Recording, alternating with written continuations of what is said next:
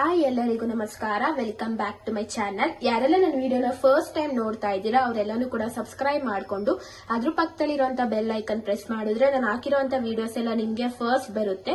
ನಾನಿವತ್ತು healthy diet recipe ಅಂತಾನೆ ಹೇಳ್ಬೋದು. ಹೆಲ್ತಿ ಡಯಟ್ ಕೇಕ್, ಅದು ಕೂಡ ಹೇಗೆ ಮಾಡೋದು ತುಂಬಾ ಸುಲಭ ವಿಧಾನದಲ್ಲಿ, ಅದು ಕೂಡ ನೋ ಶುಗರ್, ನೋ ಮೈದಾ ಮತ್ತೆ ನೋ ಆಯಿಲ್ ಅಂತಾನೆ ಹೇಳ್ಬೋದು. ವಿತ್ ಎಗ್ಸ್ ಮತ್ತೆ ಬನಾನಾ ಮತ್ತೆ ಜಾಗರಿ ಪೌಡರ್ ನ ಯೂಸ್ ಮಾಡ್ಕೊಂಡು ಹೇಗ್ ಮಾಡೋದು ಅಂತ ನಿಮ್ ಜೊತೆ ಶೇರ್ ಮಾಡ್ಕೊಂತೀನಿ. ಮೊದಲು ನನಗಿಲ್ಲಿ ಒಂದ್ ಬೌಲ್ ಬೇಕಾಗುತ್ತೆ. ಒಂದ್ ಬೌಲಿಗೆ ನಾನಿಲ್ಲಿ 2 ಬನಾನಾಸ್ ಅಥವಾ 1 ಬನಾನಾ ತಗೊಬೇಕಾಗುತ್ತೆ. ಫಸ್ಟ್ ನಾನಿಲ್ಲಿ 1 ಬನಾನಾ ತಗೊಂತಾ ಇದ್ದೀನಿ. ಜಸ್ಟ್ ಯಾಕಂದ್ರೆ ನಾನು ಸ್ವಲ್ಪ ಕ್ಯಾಲೋರಿ ಡಿಫಿಷಿಯಂಟ್ ಇರೋದ್ರಿಂದ 1 ಬನಾನಾ ತಗೊಂತಾ ಇದ್ದೀನಿ. ನೀವು ಇನ್ನೂ ಸ್ವಲ್ಪ ಸಕ್ಕರೆ ಸ್ವೀಟ್ ನಮ್ಗೆ ಇನ್ನೂ ಜಾಸ್ತಿ ಬೇಕು ಅಂದ್ರೆ ನೀವು 2 ಬನಾನಾ ಕೂಡ ತಗೊಬಹುದು. ನಾನು ಇಲ್ಲಿ ಬನಾನಾ ತಗೊಂಡು ಫಸ್ಟ್ ಅದ್ರ ಮೇಲೆ ಇರುವಂತಹ ಸಿಪ್ಪೆನ ನೀಟಾಗಿ ಪೀಲ್ ಮಾಡ್ಕೊಬೇಕು. ಪೀಲ್ ಮಾಡ್ಕೊಂಡು ನಂತರ ನಾವು ಈ ಬನಾನಾ ಹಾಕೊಂಡು ಚೆನ್ನಾಗಿ ಸ್ಮ್ಯಾಶ್ ಮಾಡಬೇಕಾಗುತ್ತೆ. ನೀಟಾಗಿ ಸ್ಮ್ಯಾಶ್ ಮಾಡ್ಕೊಳ್ಳಿ. ಬೇಕಾದ್ರೆ ಸ್ವಲ್ಪ ಜನ ನೀವು ಈ ರೀತಿ ಕಟ್ ಮಾಡ್ಕೊಂಡು ಸ್ಮ್ಯಾಶ್ ಮಾಡ್ಕೊಳ್ಳೋದ್ರಿಂದ ತುಂಬಾ ಈಸಿ ಆಗುತ್ತೆ ನಿಮ್ಗೆ. ಅದಕ್ಕೋಸ್ಕರ ನಾನು ನೀಟಾಗಿ ಕಟ್ ಮಾಡ್ಕೊಂತಾ ಇದ್ದೀನಿ. ಕಟ್ ಮಾಡ್ಕೊಂಡು ಸ್ಮ್ಯಾಶ್ ಮಾಡ್ಕೊಂತೀನಿ, ಯಾಕಂದ್ರೆ ಈಸಿ ಆಗುತ್ತೆ. ಇಲ್ಲ ಅಂದ್ರೆ ನನಗೆ ಈ ರೀತಿ ಸ್ಮ್ಯಾಶ್ ಮಾಡ್ಕೊಳ್ಳೋದು ಇಷ್ಟ ಆಗಲ್ಲ ಅನ್ನೋರು ಬೇಕಿದ್ರೆ ನೀವು ಮಿಕ್ಸಿ ಜಾರಲ್ಲಿ ರುಬ್ಕೊಬಹುದು. ಆರಾಮಾಗಿ ಮಿಕ್ಸಿ ಜಾರಲ್ಲಿ ನೀವು ಚೆನ್ನಾಗಿ ಪೇಸ್ಟ್ ರೀತಿ ಮಾಡ್ಕೊಬಹುದು. ನಾನು ಈ ರೀತಿ ಮಾಡ್ತಾ ಇದ್ದೀನಿ. ಈ ರೀತಿ ನೋಡಿ ಸ್ಮ್ಯಾಶರ್ ಇರುತ್ತೆ, ಅದ್ರಲ್ಲಿ ಈ ರೀತಿ ನೀಟಾಗಿ ಸ್ಮ್ಯಾಶ್ ಮಾಡ್ಕೊಂಡ್ಬಿಟ್ರೆ ರೆಡಿ ಆಯ್ತು ಅನ್ಬೋದು. ಓಕೆ ಗಾಯ್ಸ್, ಈಗ ನೋಡಿ ನೀಟಾಗಿ ಸ್ಮ್ಯಾಶ್ ಮಾಡಿ ರೆಡಿ ಆಗಿದೆ ಬನಾನಾ. ಈಗ ನಾನು ಇದಕ್ಕೆ 2 eggs ನ ಆಡ್ ಮಾಡ್ಕೊಂತಾ ಇದ್ದೀನಿ. ನೀವು 2 eggs ಆಗಿರ್ಬೋದು ಅಥವಾ 3 eggs ಎಷ್ಟನ್ನು ಕೂಡ ಹಾಕೊಬಹುದು.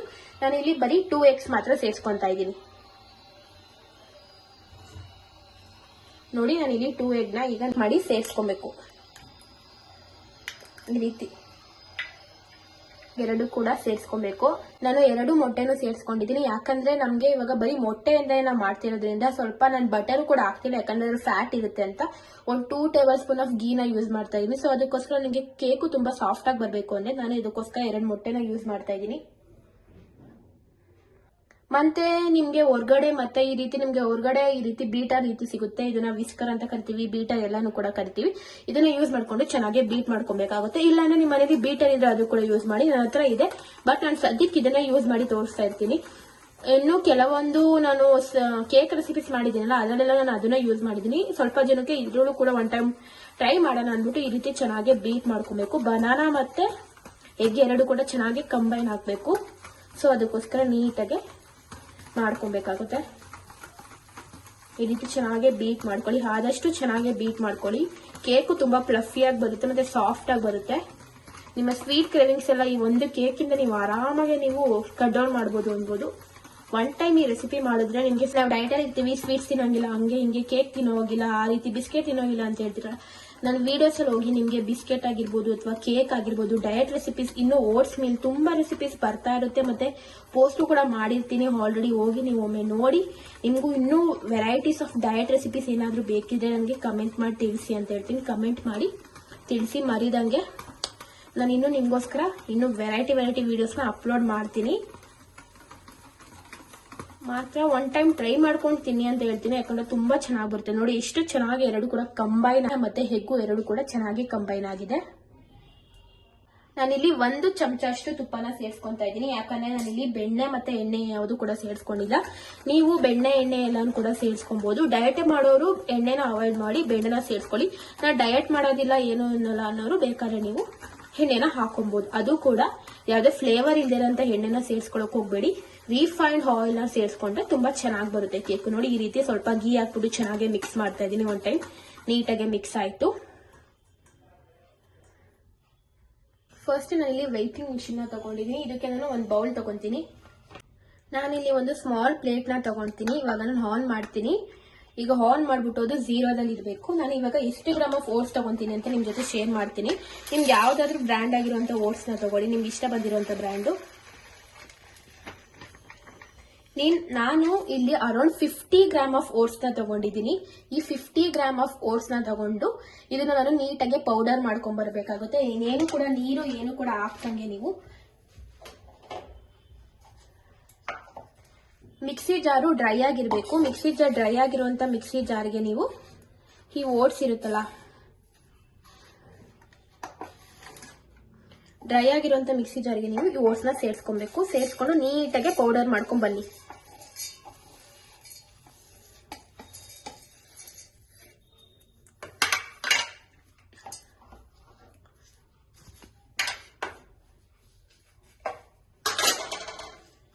ಪೌಡರ್ ಮಾಡಿದ ನಂತರ ಇವಾಗ ನಾನು ನೀಟಾಗಿ ಪೌಡರ್ ಮಾಡ್ಕೊಂಡು ಬರ್ತೀನಿ. ಈಗ ನೋಡಿ ಓಟ್ಸ್ ಕೂಡ ನೀಟಾಗಿ ಪೌಡರ್ ಆಗಿ ರೆಡಿ ಆಗಿದೆ. ಇದಕ್ಕೆ ಸ್ವಲ್ಪ ನಾನು ಮಿಲೆಟ್ಸ್ ಕೂಡ ಸೇರಿಸ್ಕೊಂಡಿದ್ದೀನಿ. ವೇಯಿಂಗ್ ಮಿಷಿನ್ ತಗೊಂಡಿದ್ದೀನಿ. ಒಂದು ಚಿಕ್ಕ ಬೌಲ್ ನ ಇಟ್ಟಿದ್ದೀನಿ. ಇದಕ್ಕೆ ನಾನು ಇಲ್ಲಿ ರವೆ ತಗೊಂತಾ ಇದ್ದೀನಿ. ಸೂಜಿ ರವೆ ಅಂತ ನಾರ್ಮಲ್ ಮೀಡಿಯಂ ರವೆ ಅಂತಾರಲ್ಲ ಅದನ್ನ ತಗೊಂತಾ ಇದೀನಿ.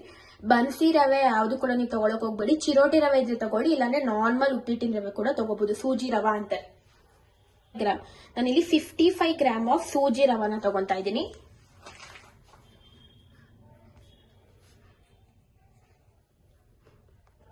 ಮತ್ತೆ ನಾನಿಲ್ಲಿ ಜಾಗರಿ ಪೌಡರ್ನ ತಗೊಂತಾ ಇದ್ದೀನಿ. ಅದು ಕೂಡ ನಿಮಗೆ ಶೇರ್ ಮಾಡ್ತೀನಿ ಎಷ್ಟು ಹಾಕ್ತೀನಿ ಅಂತ. 45 ಗ್ರಾಮ್ ಆಫ್ ಜಾಗರಿ ಪೌಡರ್ನ ತಗೊಂತಾ ಇದ್ದೀನಿ. ಯಾಕಂದ್ರೆ ನಾನು ಒಂದು ಬನಾನಾ ಸೇರಿಸ್ಕೊಂಡಿದ್ದೀನಲ್ಲ, ಅದರಲ್ಲಿ ಸ್ವೀಟ್ನೆಸ್ ಇರುತ್ತೆ. ಸೊ ಅದಕ್ಕೋಸ್ಕರ ನಾನು ಕರೆಕ್ಟ್ ಆಗಿ 50 ಗ್ರಾಮ್ ಆಫ್ ಓಟ್ಸ್ ಮತ್ತೆ 50 ಗ್ರಾಮ್ ಆಫ್ ಸೂಜಿ ರವಾ ತಗೊಂಡಿದ್ದೀನಿ. ಅದಕ್ಕೋಸ್ಕರ ನಲ್ಲಿ 45 ಗ್ರಾಮ್ ಆಫ್ ಜಾಗರಿ ಪೌಡರ್ನ ಸೇರಿಸ್ಕೊಂಡಿದ್ದೀನಿ. ಸ್ವೀಟ್ನೆಸ್ ತುಂಬಾ ಕರೆಕ್ಟ್ ಆಗಿರುತ್ತೆ ಅನ್ಬೋದು. ಸೊ ಅದಕ್ಕೋಸ್ಕರ ಇವಾಗೆಲ್ಲನೂ ಕೂಡ ರೆಡಿ ಆಯ್ತು. ಜಸ್ಟ್ ಮಿಕ್ಸ್ ಮಾಡೋದಷ್ಟೇ. ನಾನಿಲ್ಲಿ ಜಾಗರಿ ಪೌಡರ್ನ ಸೇರಿಸ್ಕೊಂತಾ ಇದ್ದೀನಿ.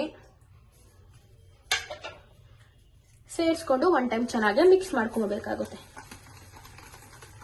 ಜಾಗರಿ ಎಲ್ಲಾನು ನೀಟಾಗಿ ಇದನ್ನ ತಗೊಂಡಿದ್ನಲ್ಲ, ತುಪ್ಪ ಮತ್ತೆ ಬಾಳೆಹಣ್ಣು ಹಾಗೆ ಮೊಟ್ಟೆ ಜೊತೆ ಚೆನ್ನಾಗಿ ಮಿಕ್ಸ್ ಮಾಡ್ಕೊಬೇಕು.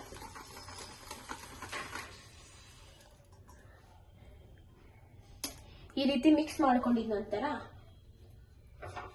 ಅವಾಗಲೇ ಓಟ್ಸ್ ನ ಪುಡಿ ಮಾಡಿಟ್ಟಿದ್ನಲ್ಲ ಅದನ್ನ ಸೇರಿಸ್ಕೊಂತಾ ಇದ್ದೀನಿ. ಸೇರಿಸ್ಕೊಂಡು ಅದು ಕೂಡ ಚೆನ್ನಾಗಿ ಮಿಕ್ಸ್ ಮಾಡ್ಕೊಬೇಕು.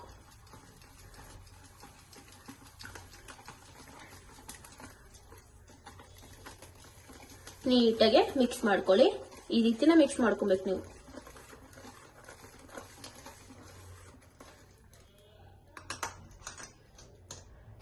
ಮತ್ತೆ ನಾನಿಲ್ಲಿ ಇದನ್ನ ಮಿಕ್ಸ್ ಮಾಡ್ಕೊಳ್ತಾ ಇದ್ದೀನಿ. ರವಾ ತಗೊಂಡಿದ್ದೀನಿ. ಅದನ್ನು ಕೂಡ ಚೆನ್ನಾಗಿ ಮಿಕ್ಸ್ ಮಾಡ್ಕೊಬೇಕು.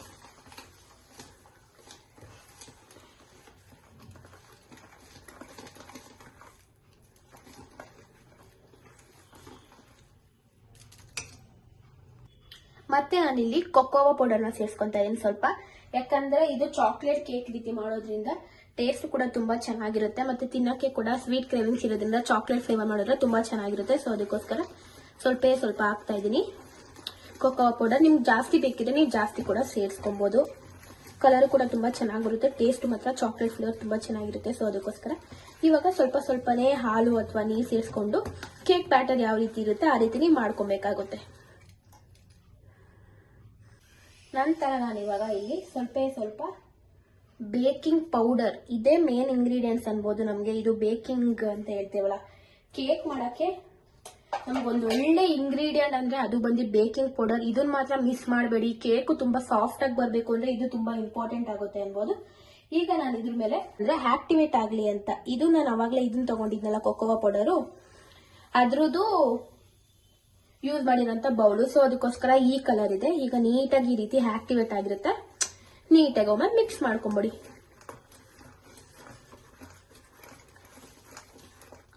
ನೋಡಿ ಇಷ್ಟೇ.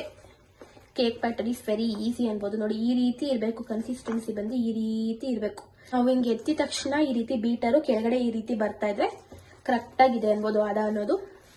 ಬ್ಯಾಟರ್ ರೆಡಿ ಆಯ್ತು. ಇವಾಗ ನೀವು ಒಂದು ಬೌಲಲ್ಲಿ ಅಥವಾ ಯಾವ್ದಾದ್ರು ಕೂಡ ನೀವು ಟ್ರಾನ್ಸ್ಫರ್ ಮಾಡ್ಕೊಬಹುದು. ನಾನಿಲ್ಲಿ ಮೈಕ್ರೋವೇವ್ ಸೇಫ್ ಬೌಲ್ನ ತಗೊಂಡಿದ್ದೀನಿ. ಇದು ನಾವು ಮೈಕ್ರೋವೇವ್ ಅಲ್ಲಿ ಇಟ್ಟರು ಕೂಡ ಏನೂ ಆಗೋದಿಲ್ಲ. ಸೊ ಈ ರೀತಿ ನೀವು ಬಳಸ್ಕೊಳ್ಳಿ. ಮೈಕ್ರೋವೇವ್ ಇದ್ರೆ ಮೈಕ್ರೋವೇವ್, ಇಲ್ಲ ನಮ್ಮ ಮನೇಲಿ ಮೈಕ್ರೋವೇವ್ ಇಲ್ಲ ಅನ್ನೋರು ಜಸ್ಟ್ ಏನಿಲ್ಲ, ಒಂದು ಗ್ಯಾಸ್ ಮೇಲೆ ಒಂದು ಪ್ಯಾನ್ ಇಟ್ಬಿಟ್ಟು ಅದ್ರ ಮೇಲೆ ಮರಳು ಅಥವಾ ಉಪ್ಪನ್ನ ಹಾಕ್ಬಿಟ್ಟು ಒಂದು 5 ಮಿನಿಟ್ಸ್ ಚೆನ್ನಾಗಿ ಪ್ರೀಹೀಟ್ ಮಾಡ್ಬಿಟ್ಟು ನಂತರ ಈ ಬ್ಯಾಟರ್ನ ಹಾಕಿರುವಂತ ಬೌಲ್ನ ಅದರಲ್ಲಿ ಇಟ್ಟು ಒಂದು 40 to 45 ಮಿನಿಟ್ಸ್ ಬೇಕ್ ಮಾಡಿದ್ರೆ ರೆಡಿ ಆಗುತ್ತೆ. ಓವನ್ ಆದ್ರೆ ಜಸ್ಟ್ ಒಂದು 15 to 20 ಮಿನಿಟ್ಸ್ ಆಗುತ್ತೆ.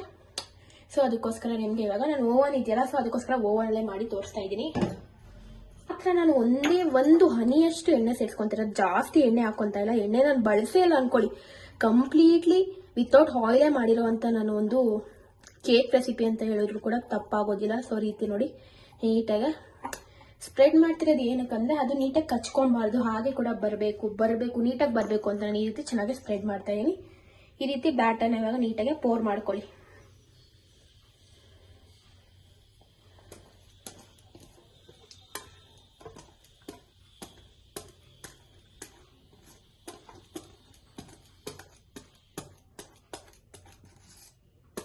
ನನಗಂತೂ ಹೆವಿ ಸ್ವೀಟ್ ಕ್ರೇವಿಂಗ್ಸ್ ಅನ್ಬೋದು. ನಾನು ಮೊದಲು ತುಂಬಾ ಸ್ವೀಟ್ಸ್ ಅಂದ್ರೆ ತುಂಬಾ ಇಷ್ಟಪಡ್ತೀನಿ.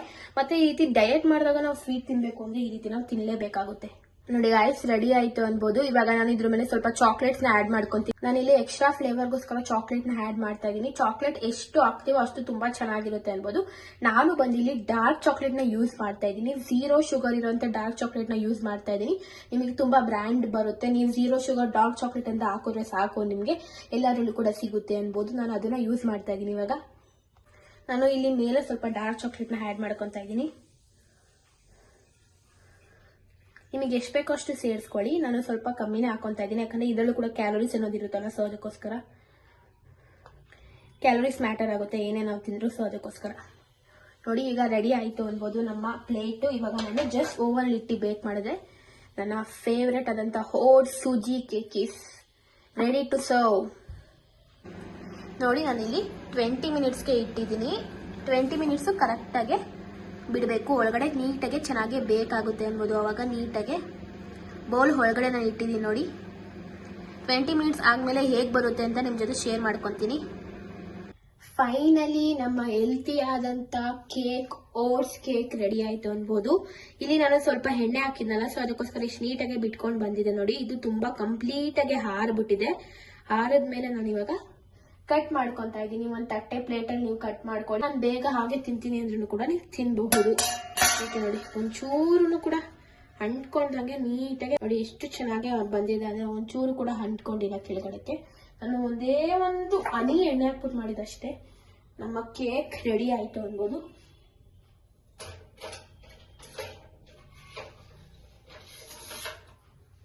ಈಗ ಬಿಗ್ ಚಾಕು ತಗೊಂಡು ನಾವು ಈಗ ಕಟ್ ಮಾಡೋಣ.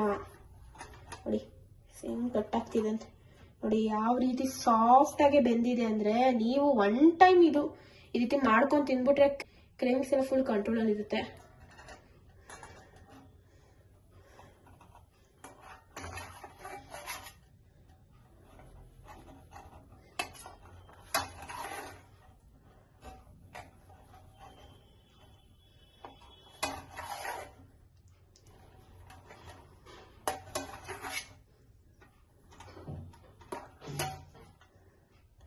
ಇಲ್ಲಿ ಗಾಯ್ಸ್ ಎಷ್ಟು ಸಕ್ಕತ್ತಾಗಿ ಬಂದಿದೆ ಅಂದ್ರೆ ನೋಡ್ತಾ ಇದ್ರೆ ನೀವು ವಾವ್ ಅಂತಾನೆ ಅನಿಸ್ತಾ ಇರ್ತೀನಿ ನಾನು. ಚಾಕ್ಲೇಟ್ ಎಲ್ಲ ನೋಡಿ ಎಷ್ಟು ಚೆನ್ನಾಗಿ ಮಧ್ಯದಲ್ಲಿ ಬಂದಿದೆ ಅನ್ಬೋದು.